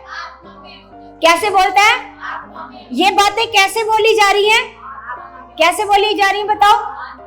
आत्मा में। कैसे बोली जा रही है? और आत्मा की भाषा को कोई भी ट्रांसलेट नहीं कर सकता, उसका अनुवाद कोई भी नहीं कर सकता। अब पौलुस के कहने का क्या मतलब है, हम आगे जाकर के पढ़ते हैं। यहाँ पर पौलुस कहता है कि मैं चाहता हूं कि तुम सब अन्य भाषाओं में बातें करो। वो कहता है मैं चाहता हूं कि तुम सब क्या करो? अन्य भाषाओं में बातें करो, पर इससे अधिक ये चाहता हूं कि भविष्यवाणी करो, है ना? क्योंकि यदि अन्य भाषाएं बोलने वाला कलीसिया की उन्नति के लिए अनुवाद ना करे तो भविष्यवाणी करने वाला उससे बढ़कर है, उससे। अब ये बताओ कि मान लो हम यहाँ पर 4 घंटे बैठकर अन्य भाषा करते रहेंगे, तो इससे आपकी क्या उन्नति होगी बताओ? बोलो, इससे कोई उन्नति होगी? नहीं, क्योंकि ये जो अन्य भाषा है ये मेरी पर्सनल उन्नति के लिए, आपकी उन्नति के लिए। मैं यहाँ पर 4 घंटे बैठूं और अन्य भाषा करती रहूं, क्योंकि मेरे को तो बहुत सारी आती है, मैं कर सकती हूँ। तो लेकिन इससे मेरी उन्नति तो होगी, लेकिन आपकी उन्नति। लेकिन यहाँ पर जब हम इकट्ठे होते हैं कलीसिया में, तो हम किसकी उन्नति के लिए इकट्ठे होते हैं? कलीसिया की उन्नति के लिए। हम एक दूसरे की उन्नति के लिए इकट्ठे होते हैं। मान लो मेरी 4 घंटे की अन्य भाषा से आपको कोई उन्नति नहीं हो रही, तो इसलिए पौलुस क्या कह रहा है? इससे बढ़कर क्या करो? भविष्यवाणी करो। अन्य भाषा मत करो। क्या करो? भविष्यवाणी करो। तो यहाँ पर लिखा है, इसलिए हे भाइयों, यदि मैं तुम्हारे पास आकर अन्य भाषाओं में बातें करूं और प्रकाश या ज्ञान की भविष्यवाणी या उपदेश की बातें तुमसे ना कहूं, तो मुझसे तुम्हें क्या लाभ होगा? या तुम्हें मैं अच्छे से वचन ना समझाऊं, वो कहता प्रकाश की बातें और उपदेश की बातें तुमसे ना कहूं तो तुम्हें क्या लाभ होएगा? बोलो लाभ होएगा, बोलो लाभ होएगा। अगर मैं आपको वचन ना सिखाऊं, जैसे आज आपको पता चला कि नूह के समय में जो पापी लोग मर गए वो क्यों मरे थे, पता चला ना? क्यों? क्योंकि मैंने आपको साफ साफ क्लियर वो बातें बताई, है ना? तो आपको पता चल गया। लेकिन अगर मैं 4 घंटे अन्य भाषा करती, आपको कुछ पता चलता? नहीं पता चलता, है ना? तो इसीलिए परमेश्वर का वचन हमें बता रहा है पौलुस के द्वारा कि लिखा, और प्रकाश या ज्ञान या भविष्यवाणी या उपदेश की बातें तुमसे ना कहूं तो मुझसे तुम्हें क्या लाभ होगा? इसी प्रकार यदि निर्जीव वस्तुएं भी जिनसे ध्वनि निकलती है, जैसे बांसुरी या बीन, यदि उनके स्वरों में भेद ना हो, जो फूंका या बजाया जाता है वह कैसे पहचाना जाएगा? मान लो किसी ने बांसुरी ली और फूं फूं फूं फूं ही करे जा रहा है, तो आपको उसमें से कुछ समझ में आएगा? बोलो, कोई सुर पता चलेगा? कुछ भी नहीं पता चलेगा, है ना? तो इसलिए परमेश्वर का वचन आगे बता रहा है, और यदि तुरी का शब्द साफ ना हो तो कौन लड़ाई के लिए तैयारी करेगा? और लिखा, ऐसे ही तुम भी यदि जीभ से साफ साफ बातें ना कहो तो जो कुछ कहा जाता है वह कैसे समझा जाएगा? आगे लिखा, तुम तो हवा में बातें करने वाले ठहरोगे। जगत में कितने ही प्रकार की भाषाएं क्यों ना हो, परंतु उनमें से कोई भी बिना अर्थ की ना होगी। अब उन्होंने, दानियल राज ने ये वाली बात लेकर के और उन्होंने बोला कि देखो परमेश्वर के वचन में लिखा है, परमेश्वर के वचन में लिखा है कि जगत में कितने ही प्रकार की भाषाएं क्यों ना हो, परंतु उनमें से कोई भी बिना अर्थ की ना होगी। तो ये जगत की भाषा के बारे में लिखा है पौलुस ने। कौन सी भाषा के बारे में लिखा है? तो सच में जगत में जितनी भी भाषाएं हैं वो बिना अर्थ की, उन सब का ट्रांसलेट होता है, उन सब की ट्रांसलेशन होती है, जितनी जगत की भाषाएं हैं। लेकिन जो आत्मिक भाषा है, जो स्वर्ग की भाषा है, उसका ट्रांसलेट, सोच के देखो, इतने बड़े खुदा के दास, इतना सारा ज्ञान होने के बावजूद भी, है ना, उनको एक बात समझ नहीं आ रही कि यहाँ पर लिखा है जगत में जितनी भी भाषाएं हैं, है ना, वो बिना अर्थ की नहीं है। ये जगत की भाषाओं के बारे में बोला गया है ना? तो अगर ये बकवास होती अन्य भाषा, तो इतने बड़े बड़े खुदा के दास इस पृथ्वी पर आए, जिन्होंने सच में वफादारी से सेवा करी, जिन्होंने अपने प्राण भी दे दिए सेवा के लिए, अपने प्राणों को भी दे दिए। हम देखते हैं साधु सुंदर सिंह, है ना, सुनते हो ना उनका नाम, साधु सुंदर सिंह का नाम सुनते हो। उन्होंने अपनी जान को भी कुर्बान कर दिया सुसमाचार सुनाने के लिए। अगर वो इतने वफादार थे कि अगर ये बकवास होती, और बाइबल में बकवास लिख दी गई है, अन्य भाषा के बारे में बातें लिख दी गई हैं, तो उन दासों के ऊपर प्रकट कर दिया जाता, परमेश्वर प्रकट कर देता, ताकि आने वाले लोगों को इन बातों से नुकसान। अगर परमेश्वर नूह का जल प्रलय लिख सकता है, बोलो, तो ये बातें नहीं लिख सकता था परमेश्वर? बोलो बोलो कि अन्य भाषा मत करना। अन्य भाषा तो क्या है? बोलो, सारे बताओ, सारे इधर देखो चौकसी के साथ, बोलो। परमेश्वर लिख सकता था कि अन्य भाषा क्या है, बकवास है, इसको बिल्कुल मत करना। लेकिन यहाँ पर पौलुस के कहने का जो मतलब था, वो खुदा के दास ने उसका मतलब क्या बनाया? गलत बनाया। तो आगे क्या लिखा है? आगे लिखा, इसलिए यदि मैं किसी भाषा का अर्थ ना समझूं तो बोलने वाले की दृष्टि में परदेसी ठहरूंगा, और बोलने वाला मेरी दृष्टि में परदेसी ठहरेगा। क्या ठहरेगा? मतलब यहाँ पर पौलुस के कहने का मतलब ये था कि अगर हम उस अन्य भाषा को उसका मतलब नहीं बताते हैं, तो हमें यहाँ पर बोलने का कोई मतलब इसका मतलब अगर आप बोलते हो तो आप उसका अनुवाद करके बताओ आप क्या बोल रहे हो। तो इसका तो कोई अनुवाद है ही नहीं, इसका तो हम अनुवाद करके बता ही नहीं सकते। इसलिए पौलुस कहता है कलीसिया में अन्य भाषा ना करो।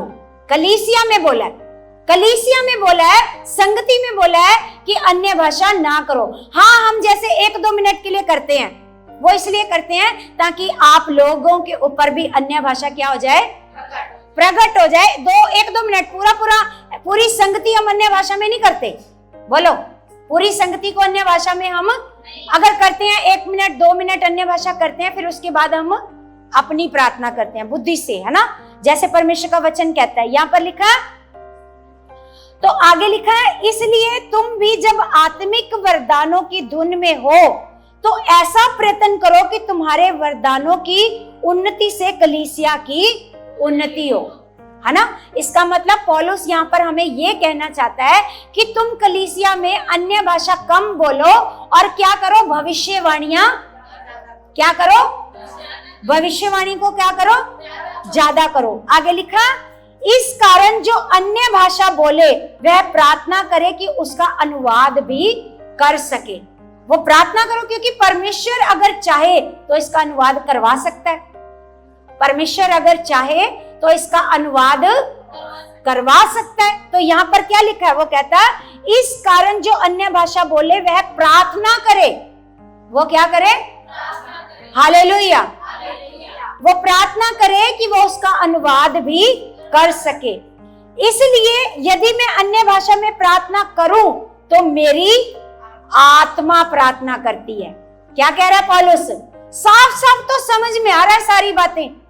क्या कह रहा है पौलुस, कहता है जब मैं अन्य भाषा में प्रार्थना करता हूं तो मेरी आत्मा प्रार्थना करती है। तो आत्मा जब प्रार्थना करती है तो उसकी बातें पहले ही पौलुस ने बताया कि कोई नहीं समझता, क्योंकि वो भेद की बातें हैं।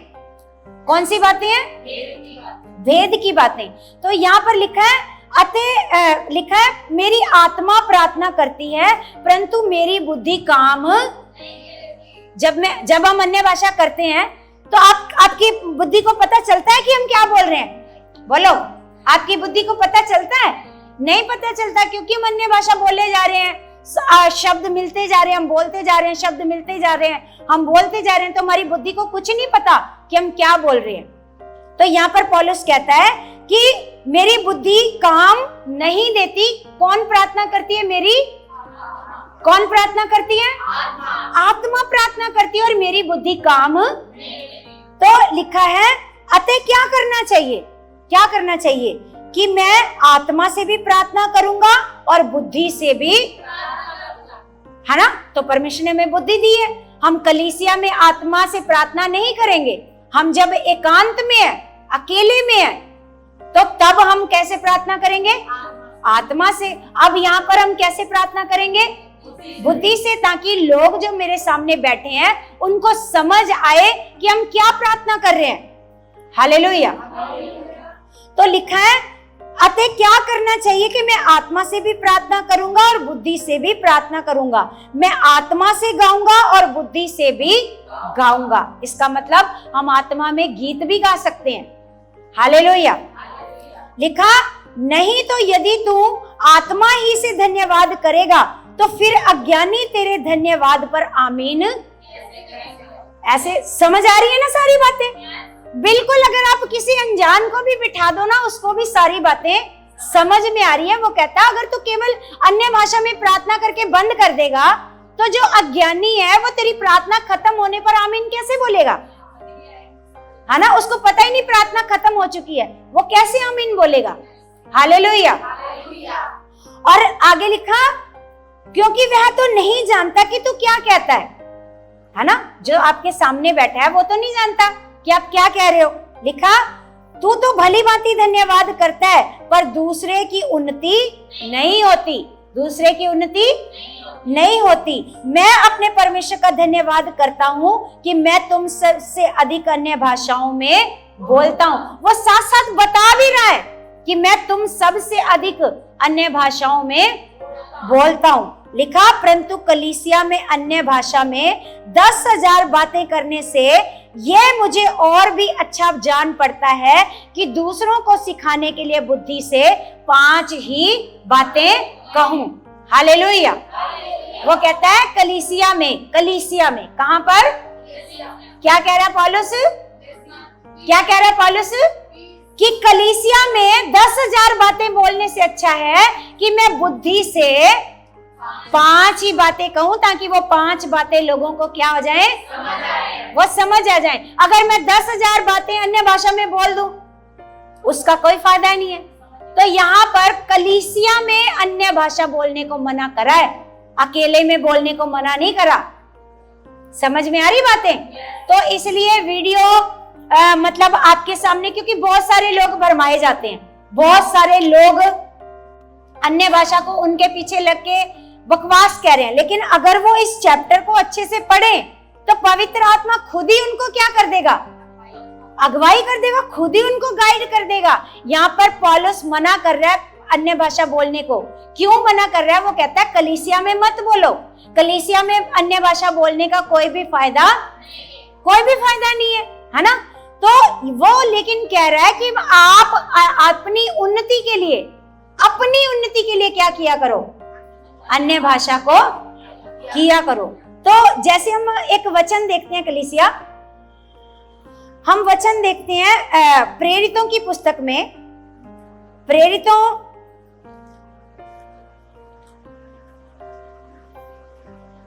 19 अध्याय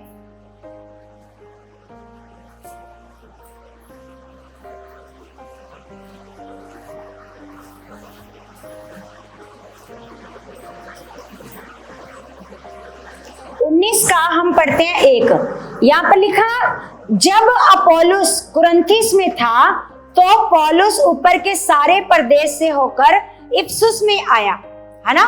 तो यहाँ पर अपोलोस का जिक्र है। किसका जिक्र है? अपोलोस कुरिन्थिस में था। कौन से नगर में था? कुरिन्थिस में था। तो पौलुस ऊपर के सारे प्रदेश में होकर इफिसुस में आया। वहां कुछ चेलों को देखकर उनसे कहा, क्या तुमने विश्वास करते समय पवित्र आत्मा पाया? पौलुस ने क्या पूछा? क्या तुमने विश्वास करते समय पवित्र आत्मा पाया, है ना। तो उन्होंने उससे कहा, हमने तो पवित्र आत्मा की चर्चा भी नहीं सुनी। क्या बोला? उन लोगों ने क्या बोला कि हमने जो बपतिस्मा लिया था, हमें तो किसी ने पवित्र आत्मा के बारे में कुछ बताया ही नहीं। क्योंकि यहाँ पर प्रचार कौन कर रहा था? अपोलोस। कौन कर रहा था प्रचार? यहाँ पर अपोलोस यहाँ पर प्रचार कर रहा था। तो इसने इन लोगों को पवित्र आत्मा के बारे में कुछ नहीं बताया, पवित्र आत्मा के बारे में कुछ नहीं बताया। तो उन्होंने उससे कहा, हमने तो पवित्र आत्मा की चर्चा भी नहीं सुनी। उसने उनसे कहा, तो फिर तुमने किसका बपतिस्मा लिया? क्या पूछा? क्या पूछा? सबको समझ में आ रहा है मैं क्या बात कर रही हूँ? कितनों को समझ में आ रहा है? सबको? क्या मैंने पूछा बताओ? किसी को पता? हाथ खड़ा करो कि मेरे को समझ आ रहा है आप क्या बात कर रहे हो। कौन से लोग हैं ये? कहाँ के लोग हैं? आप ऐसे हो जाते हैं और ऐसे बोलेंगे, हाँ हाँ सारी बातें समझ में आ रही है। हालेलुया। ये कहाँ के लोग हैं? कहाँ के लोग हैं?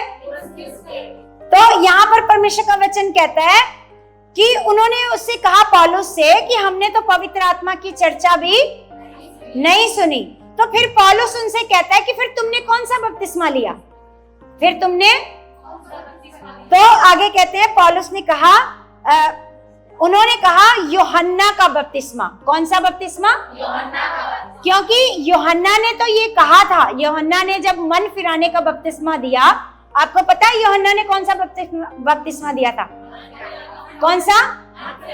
कि मन फिराओ, अपने मन को क्या करो। लेकिन यूहन्ना ने एक बात और कही कि मेरे बाद जो आएगा वो तुम्हें आग और पवित्र आत्मा का क्या देगा? कौन सा बपतिस्मा देगा? आग का और पवित्र आत्मा का, जिसकी जूती का बंद भी मैं खोलने के योग्य नहीं हूं, है ना। तो उन्होंने कहा, हमने तो केवल किसका बपतिस्मा लिया है? किसका?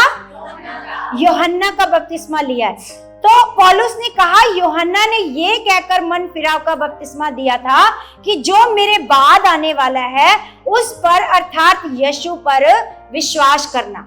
यूहन्ना ने क्या कहा था? तो ये वाली बात पौलुस ने नहीं बताई होगी उनको, ये वाली बात पौलुस ने नहीं बताई होगी। ये कहा था यूहन्ना ने कि जो मेरे बाद आने वाला है तो उस यीशु पर क्या करना? विश्वास करना। ये सुनकर उन्होंने प्रभु यीशु मसीह के नाम से क्या लिया? अब यीशु मसीह के नाम से क्या लिया उन्होंने? बपतिस्मा। यीशु के नाम से बपतिस्मा हम कैसे लेते हैं, पता है किसी को? यीशु के नाम से बपतिस्मा कैसे लेते हैं? ये फिर इन्होंने कौन सा बपतिस्मा ले लिया दूसरी बार, पता है किसी को? हाथ खड़ा करो। नहीं, यीशु के नाम से कैसे बपतिस्मा लेते हैं ये बताओ? यीशु के नाम से कैसे बपतिस्मा लेते हैं? किसी को नहीं पता? बताओ बताओ।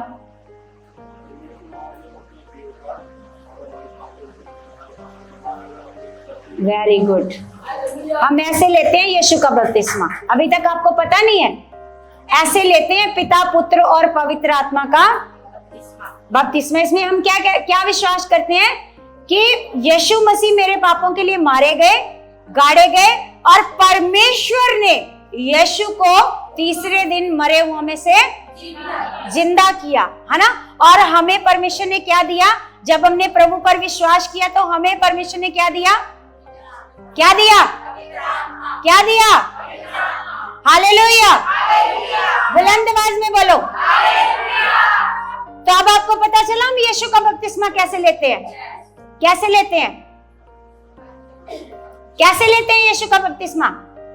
तो इन्होंने जब यीशु का लिखा, ये सुनकर उन्होंने प्रभु यीशु मसीह के नाम में बपतिस्मा लिया। जब पौलुस ने उन पर हाथ रखे तो पवित्र आत्मा उन पर उतरा। पवित्र आत्मा उन पर उतरा और वे भिन्न भिन्न भाषा बोलने लगे और भविष्यवाणी करने लगे। ये सब लगभग 12 पुरुष थे। तो अब ये 12 पुरुष थे जिनको पौलुस ने जिनके ऊपर हाथ रखे, है ना? और इन्होंने क्या किया? इनके ऊपर पवित्र आत्मा उतरा और ये क्या करने लगे? क्या करने लगे? अगर ये अन्य भाषा बकवास होती तो पौलुस तुरंत उनके मुंह क्या कर देता? कहता चुप चुप चुप, ये बकवास चीज मत बोलो, बोलो बोलो। क्योंकि एक समय होता है। अब यहाँ पर केवल 12 पुरुष है संगति में और ये सारे अन्य भाषा कर रहे हैं। सारे क्या कर रहे हैं? जैसे मान लो हम सारे विश्वासी हैं, हम सबको अन्य भाषा करनी आती है तो हम सारे अन्य भाषा कर सकते हैं, बोलो। लेकिन जब नए लोग आएंगे तो वो बोलेंगे ये क्या बकवास कर रहे हैं, बोलो। वो हम लोगों को पागल नहीं बोलेंगे। ऐसे पौलुस कहता है वो तुम लोगों को पागल नहीं कहेंगे। हालेलुया। तो ये जो 12 के 12 हैं, ये 12 के 12 विश्वास करने वाले हैं और 12 के 12 के ऊपर क्या उतरा? और 12 के 12 क्या बोलने लगे? जब ये 12 के 12 बोलने लगे तो 12 के 12 में से एक ये नहीं कह सकता ये क्या कर रहे हैं पागल से, क्योंकि वो सारे क्या कर रहे हैं, है ना? जब आपके बीच में आधे विश्वासी होंगे, आधे नए लोग होंगे, फिर आप अन्य भाषा करोगे तो फिर आधे लोग आपको क्या बोलेंगे? पागल। लेकिन अगर आप सारे विश्वासी हो तो हम सारे अन्य भाषा करेंगे तो हम एक दूसरे को पागल कहेंगे? बोलो। क्योंकि हमें पता है ये अन्य भाषा क्या चीज है, हम सबको पता है। लेकिन नए लोगों के लिए इसलिए पौलुस ने मना करा था कि कलीसिया में आप लोगों ने अन्य भाषा को नहीं बोलना। यहां पर पौलुस ने इनको मना क्यों नहीं करा? यहां पर क्यों नहीं मना करा? हालेलुया। बातें समझ में आ रही हैं? तो इसलिए किसी की भी बातों में, किसी के भरमावे में कभी नहीं आना। क्योंकि परमेश्वर का वचन कहता है कि एक बात तब पूरी होती है जब उसके लिए 2 गवाह हों। जब तक 2 गवाह एक बात के लिए ना बोले तब तक वो बात पूरी। अब केवल एक दानियल राजा जो कहता है अन्य भाषा बकवास है, कोई और खुदा का दास नहीं कहता कि अन्य भाषा क्या है, जब मतलब दो गवाह होएंगे फिर पता चलेगा कि ये बात क्या है ना। लेकिन अन्य भाषा की तरफ कितने लोग हैं? बोलो, अन्य भाषा करने की तरफ कितने लोग हैं? तो हम किसकी मानेंगे? जिधर ज्यादा लोग होंगे हम उसी की बात मानेंगे ना, कि ये बात सच्ची है, ये सच्चाई है। हालेलुया। तो हमें यहाँ पर परमेश्वर का वचन यहाँ पर सिखाता है कि जो अन्य भाषा है वो हमारी आत्मिक उन्नति के लिए, और ये कलीसिया में बोलने के लिए, कलीसिया में बोलने के लिए, ये हमारी पर्सनल, हमारी उन्नति के लिए, ये मेरी उन्नति के लिए, ये कलीसिया की उन्नति के लिए। अगर मैं आत्मिक उन्नति करूंगी, अन्य भाषा में ज्यादा अन्य भाषा में प्रार्थना करूंगी, तो मैं आत्मा में परिपूर्ण होती जाऊंगी। हालेलुया। जैसे इफिसियों में एक वचन लिखा है कि आत्मा में परिपूर्ण, आत्मा में परिपूर्ण। अब परमेश्वर ने हमें आत्मा तो दिया है, लेकिन इसमें परिपूर्ण होने का काम हमारा है। परिपूर्ण होने का काम क्या है? हमारा काम है। हम कितना आत्मा में क्या होते हैं? परिपूर्ण होते हैं। कितना इसको ऐसे आत्मा में भरते हैं हम लोग। आत्मा तो अंदर है, लेकिन आत्मा में कितना भरते हो आप, कितना परिपूर्ण होते हो, ये आपके हाथ में है। इसलिए अगर ये आपके हाथ में नहीं होता तो परमेश्वर वचन में कभी नहीं लिखता कि आत्मा में परिपूर्ण, आत्मा में परिपूर्ण।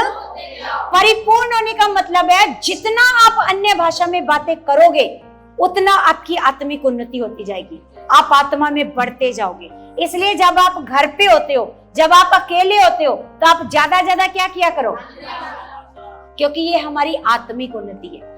क्योंकि इस समय हमारी बुद्धि से प्रार्थना नहीं चलती। कैसे चलती है? कैसे चलती है? आत्मा से हमारी प्रार्थना चलती है। जब हम आत्मा से प्रार्थना करेंगे तो हमारी आत्मिक क्या होती है? हालेलुया। तो इसलिए अपने आप की, अगर आप चाहते हो कि मेरी उन्नति हो, क्योंकि आपकी उन्नति कोई नहीं कर सकता, आपको खुद अपनी उन्नति करनी है। हालेलुया। आपको क्या करनी है? आपको खुद मेहनत करनी है, आपको खुद आत्मा में परिपूर्ण होना है। ऐसा नहीं कोई और अन्य भाषा करेगा और आप आत्मा में परिपूर्ण होते जाओगे, ऐसा नहीं होएगा। ऐसा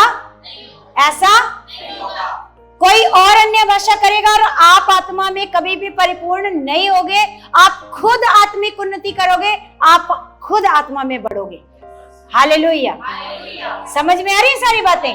अब कोई भी वचन सुने, आपको कोई भी भटकाने की कोशिश करे, आपको कोई भी ये कहने की ये वचन निकाले, आपको पता होना चाहिए इन वचनों का मतलब क्या है। अगर अन्य भाषा बकवास होती तो तुरंत पौलुस उनके मुंह बंद करा देता, भी बंद करो।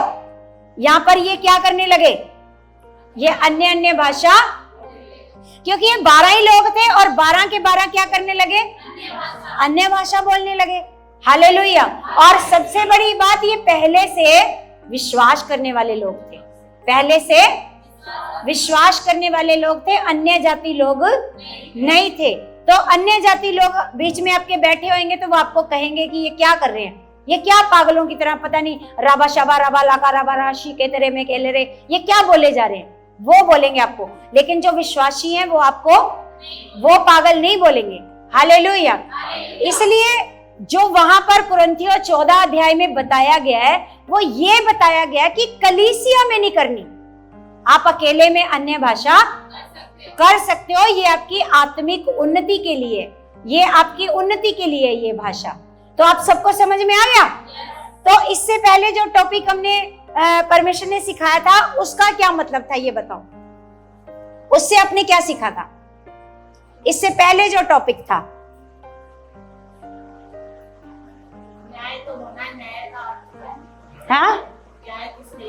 हाँ, परमेश्वर अगर दयालु परमेश्वर है, तो अगर उन पापियों को, परमेश्वर की इच्छा है कि सारे पापी बचाए जाएं, तो परमेश्वर क्या करेगा? पकड़ पकड़ के पापियों को बचाएगा।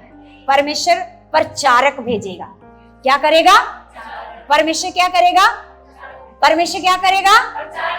प्रचारक भेजेगा।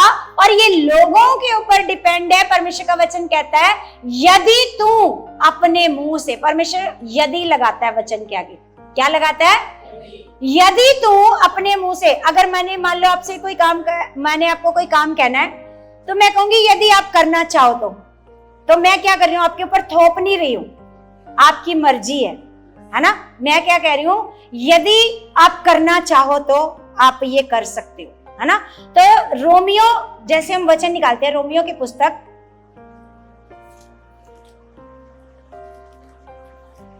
रोमियो 10 का हम पढ़ते हैं 9।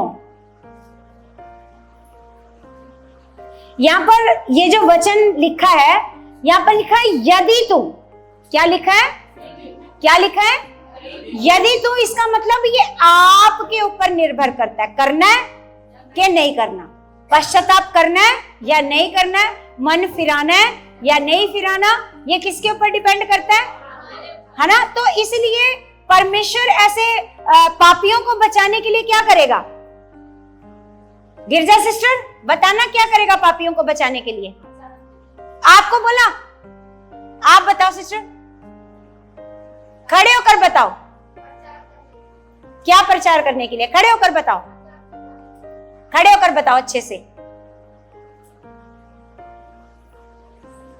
क्या करेगा, किसको, किसको भेजेगा, हाँ किस लिए भेजेगा, तो प्रचार करने के बाद क्या होएगा, अच्छा ऐसे बस प्रचार सुनने से बचाए जाएंगे, हैं? प्रचार केवल सुनने से बचाए जाएंगे नहीं ना, बचाए जाएंगे क्या, कैसे बचाए जाएंगे, कैसे बचाए जाएंगे। तो यहाँ पर परमेश्वर का वचन, बैठ जाओ, परमेश्वर आपको आशीष दे, बहुत सारी बरकत दे।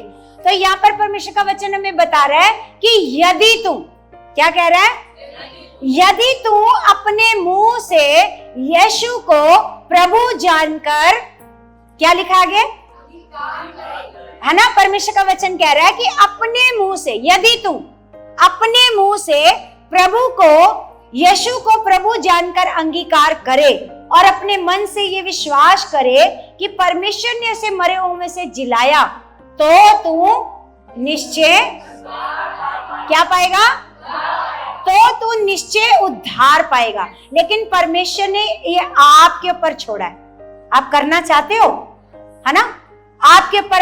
यदि तू करना चाहता तो कर सकता है, यदि तू नहीं करना चाहता तो नहीं करेगा। अगर नहीं करेंगे, हम अपने मन को कठोर रखेंगे, अपने मन को नहीं बदलेंगे, पश्चाताप नहीं करेंगे, तो फिर क्या होएगा, फिर उन पापियों की तरह क्या होएगा, नाश होएगा। अगर अपने मन को फिरा लेंगे, अपने मन को बदल लेंगे, तो फिर क्या होएगा, फिर 99 के लोगों की तरह, बोलो, फिर क्या होएगा, फिर बचाए जाएंगे। हालेलुया। तो ऐसा नहीं कि 99 के लोगों से परमेश्वर कुछ ज्यादा प्यार करता था, है ना, इसलिए वो लोग बच गए, नहीं, उन्होंने तुरंत उस बात को क्या कर लिया, तुरंत उस बात को मान लिया और तुरंत पश्चाताप करने के लिए बैठ गए, है ना। लेकिन हठीले लोग, जो हठीले हैं, हम लोगों ने खुद को, अपने आप को चेक करना है, हम कैसे लोग हैं, कौन सी कैटेगरी के लोग हैं, हम कौन सी कैटेगरी के लोग हैं, हैं? आपको पता है आप कौन सी कैटेगरी के हो, हठीले नहीं, आप एक ही बार बात मान लेते हो। अगर आपको कहा 10 बजे संगति में आना है तो आप आ जाते हो, हैं? फिर आप कौन सी कैटेगरी के हो, फिर कैसे कहते हो हम हठीले नहीं है, बोलो कौन सी कैटेगरी के हो। अपने आप को बदलना है, अपने आप को क्या करना है, अपने आप को क्या करना है, बदलना है। अपने मन को क्या करना है, अपने मन को क्या करना है, फिराना है। परमेश्वर आपको बहुत सारी आशीष दे, बहुत सारी बरकत दे। और ये आज का जो पश्चाताप करने का हमारे लिए दिन ठहराया परमेश्वर ने, आज आप भी अपने मन को हठीला मत करो और अपने अपने मन को क्या करो और कहो, परमेश्वर आज हम पूरी रीति से पिता, पूरी वफादारी से जो आज हमें वचन सिखाया गया है, उन वचनों पर हम चलेंगे। परमेश्वर चाहे उसके लिए हमें अपने प्राण को भी क्यों ना खोना पड़े।